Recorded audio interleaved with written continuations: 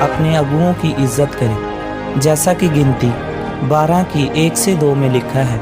मूसा ने तो एक कूशी स्त्री के साथ विवाह कर लिया था, इसलिए मरियम और हारून उसकी उस विवाहिता कूशी स्त्री के कारण उसकी निंदा करने लगे। उन्होंने कहा, क्या यहोवा ने केवल मूसा ही के साथ बातें की हैं? क्या उसने हमसे भी बातें नहीं की? उनकी यह बात यहोवा ने सुनी। मेरे प्रियो, आप जानते हैं कि परमेश्वर अपने लोगों को छुड़ाने के लिए अपने दासों, नबियों, प्रेरितों को चुनता है और वह अपने दासों के द्वारा ही बात करता है। बाइबल में नए नियम में लिखा है कि जो वचन को सुनाने में परिश्रम करते हैं वह 2 गुना आदर के योग्य समझे जाएंगे। जब हम बाइबल में मूसा के बारे में पढ़ते हैं तो लिखा है, वह बहुत ही नम्र स्वभाव का व्यक्ति था। जब इस्राएली लोग मिस्र में गुलाम होकर अपना जीवन व्यतीत कर रहे थे तो उन्होंने परमेश्वर से प्रार्थना की। उनकी प्रार्थना को सुनकर परमेश्वर ने अपने दास मूसा को उनके पास भेजा। परमेश्वर ने उसे एक अगुए के रूप में चुना था।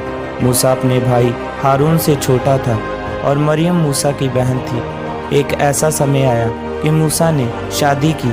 शादी करने के बाद हारून और मरियम ने उसके खिलाफ बातें करनी शुरू की कि परमेश्वर अकेला मूसा के साथ थोड़ी बात करता है, वह हमारे साथ भी बात करता है। उसने सिर्फ मूसा को थोड़ी चुना है, उसने हमें भी चुना है। और बाइबल में लिखा है कि परमेश्वर ने मरियम को 7 दिन के लिए कोढ़ी कर दिया था और हारून को कोई सज़ा नहीं दी। लेकिन बाद में जब हारून ने 40वें साल में कनान देश में प्रवेश करना था तो परमेश्वर ने कहा, हारून तू इस देश में नहीं जाएगा, मैं तुझे एक पहाड़ दिखाता हूँ। परमेश्वर ने मूसा को कहा कि तू हारून को उस पहाड़ पर लेकर जा, उसके पुत्र को साथ लेकर जा और हारून वहाँ पर मरेगा। और इस्राएलियों ने उसके लिए 30 दिन तक विलाप किया। मेरे प्रियो, मरियम और हारून ने मूसा के खिलाफ बातें की, यानी कि वह परमेश्वर के अगुए के विरुद्ध बोले। आज बहुत सारे लोग भी ऐसा करते हैं, लेकिन ऐसा करना गलत है। चाहे मूसा गलत था या चाहे वह सही था, उससे निपटना परमेश्वर का काम था। उसके खिलाफ बातें करना हारून और मरियम का काम नहीं था, इसलिए उन लोगों को सज़ा मिली।